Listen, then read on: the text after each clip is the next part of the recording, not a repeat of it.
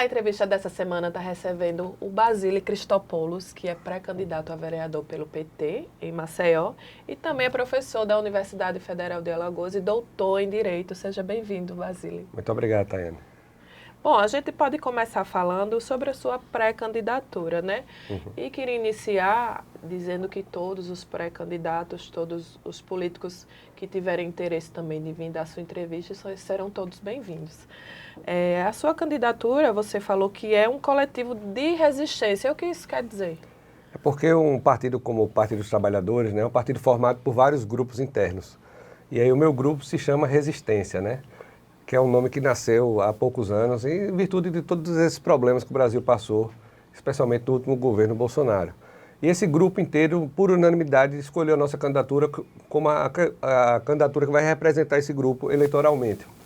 Então, para mim, foi um orgulho muito grande, porque é um coletivo cheio de pessoas importantes, né, na cidade, né, que tem um trabalho social muito relevante, tanto na academia, na faculdade, né, em espaços de movimentos negros, movimento de mulheres, e esse grupo inteiro escolheu me apoiar, então eu chego aqui com muita satisfação para representar todo esse grupo na campanha para vereador. Você já tem um histórico na política de Maceió, né, Basílio? Você resume para a gente tudo que você já passou? Sim, eu tive uma grande honra, que foi ser candidato ao governo do estado de Alagoas em 2018, tive mais de 56 mil votos, com uma campanha muito pobrezinha, né, comparada às grandes campanhas, mas foi uma campanha de muita união, de muita gente que foi se juntando voluntariamente, e debatendo a política, que é o que eu gosto de fazer, né? Conversar com as pessoas, debater sobre os problemas do nosso estado, da nossa cidade. Então foi uma campanha muito vitoriosa nesse sentido. E há 2 anos atrás eu fui candidato a deputado estadual, né? Hoje sou terceiro suplente para a Assembleia Legislativa, também tive muito orgulho de fazer parte dessa campanha. Né? E essa terceira vez que eu venho concorrer, né? E agora pela primeira vez ao cargo de vereador. Mas minha militância sempre foi na área da educação pública, de qualidade, né? Em debater a cidade, sou professor de Direito Municipal, então a gente debate na sala de aula essas questões que a gente fala sobre plano diretor, né, sobre os problemas da cidade. Eu gosto bastante dessa área urbanística também, apesar de não ser exatamente a minha área de formação, mas eu acho que debater uma cidade boa para todos nós é um tema fundamental para a gente. Porque a infraestrutura também está relacionada às questões sociais, né? Olhar também para as periferias e não só para as partes turísticas da cidade. Pois é verdade. E Maceió é uma cidade que é muito dividida, né? A gente sente isso de maneira muito intensa, né? Você tem a parte baixa da cidade e a parte alta, né? Que são duas realidades diferentes, né? E a Prefeitura de Maceió, infelizmente, trata essas duas realidades de forma distinta, né?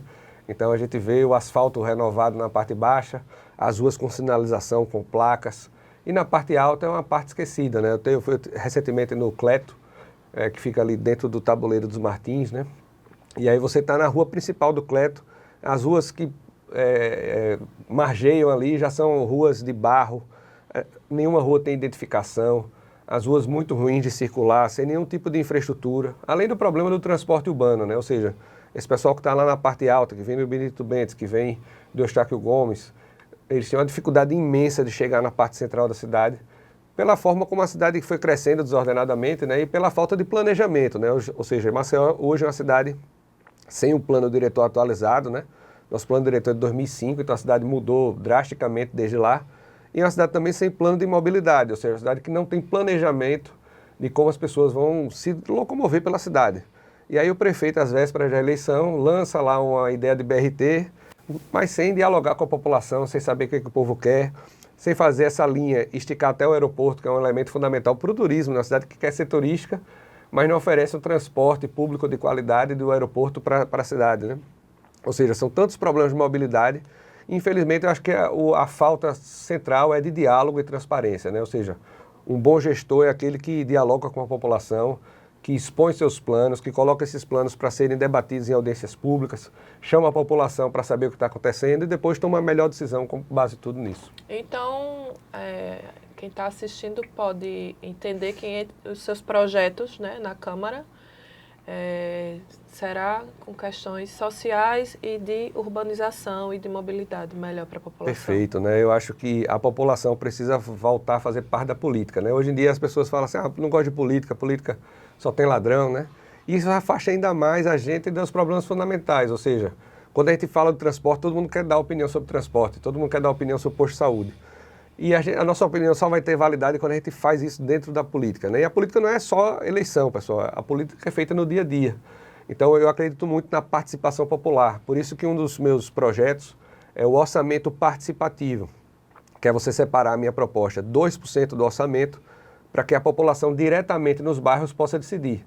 Então, você pega 2% do orçamento, divide entre os bairros, ó, Jacintinho, o que você quer fazer com essa parte desses 2% que fica relacionado a esse bairro? Então, o povo do Jacintinho vai votar naquelas propostas que são mais úteis para a população daquela região. Então, o orçamento ainda continua 98% na mão dos vereadores e do prefeito, né?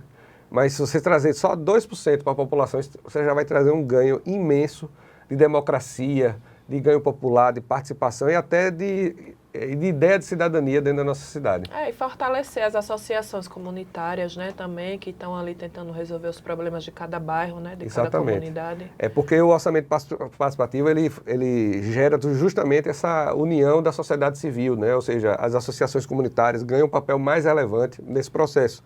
E quem fez isso foi justamente o Partido dos Trabalhadores lá na década de 90 em Porto Alegre, né? Foi o partido que criou essa ideia de orçamento participativo e hoje no mundo inteiro essa iniciativa é louvada e estudada como um marco, né, de participação popular. Então a gente pode trazer isso para Maceió, essa ideia, que não é tão inovadora assim, mas que infelizmente Maceió nunca ocupou, né? E os nossos vereadores, né, têm uma desconexão muito grande com a população de Maceió, né? Porque o vereador era para ser essa ponte, né, justamente entre a administração e o cidadão. O prefeito é um só, né? Vereadores são 25, serão agora. Então, você teria 25 pessoas para dialogar com a gestão pública, como é que esse serviço pode ser melhor executado e tal. Mas os vereadores têm esse distanciamento muito ruim da população, né? E não fazem esse trabalho de discutir os serviços públicos como eles devem ser alocados para todos nós. Parece que só lembra das pessoas durante a campanha eleitoral, aí eles visitam, né? Os bairros, pedem opiniões. Mas, Basili, eu queria, para a gente finalizar a entrevista, falar sobre outro tema que você destacou, inclusive para a gente, que é jornalista, né, muito importante, porque existe a época sem fake news e a época com fake news, né, que tem desqualificado muito o comunicador, né, e como que as pessoas ainda hoje não buscam fontes seguras e acabam se apegando a desinformações, né, a mentiras divulgadas principalmente nas redes sociais, que acaba também manchando a imagem de candidatos, pré-candidatos. E você falou, né, que isso é uma das necessidades de campanha, né, esse combate. Sem dúvida. Acho que todo mundo que trabalha na política hoje em dia tem que fazer esse esforço máximo para ressaltar as coisas de verdade, né? Ou seja, falar com sinceridade, trazer os dados sobre as questões. E um grande aliado nesse processo é justamente a imprensa, né? Infelizmente, a Prefeitura de Maceió investe em influencers, né, para fazer o trabalho de mídia, né, digamos assim, da sua prefeitura. Ou seja, são pessoas que nem sempre têm a qualificação necessária para falar com o povo, né? Às vezes tem a linguagem popular, faz a brincadeira e tal, mas o papel da imprensa é fundamental, né, para você discutir bem uma sociedade. É através da imprensa que a gente tem uma discussão séria, qualificada. E eu acredito que uma cidade só melhora quando a gente tem essa discussão pautada pela política, uma discussão séria, onde a gente possa ter programas como esse, onde a gente pode debater a cidade e trazer os temas que são importantes para a população para esse diálogo, para esse debate. Basili, tem algo que a gente não falou na entrevista que você gostaria de finalizar? Eu gostaria de finalizar agradecendo o espaço, né, e dizendo que minhas mídias sociais estão disponíveis para todo mundo, vocês podem me seguir lá no Instagram, @basilicristo, e dizer que a cidade se faz assim, pensar diferente a cidade é pensar uma cidade que possa ser discutida por todos nós e que possa oferecer melhores serviços públicos. Que assim, o vereador, seja de oposição, de situação, qual é o papel dele? É melhorar a vida do povo de Maceió, trazer o serviço de saúde, melhorar esse serviço, né, melhorar o serviço de educação e todos os serviços que a Prefeitura presta para nós. Obrigada, Basili. Reforçando que a assessoria do Basili entrou em contato com a gente para que a gente pudesse gravar essa entrevista e que o nosso espaço está aberto para todos os pré-candidatos, candidatos durante toda a campanha eleitoral. E esse foi o TH Entrevista dessa semana.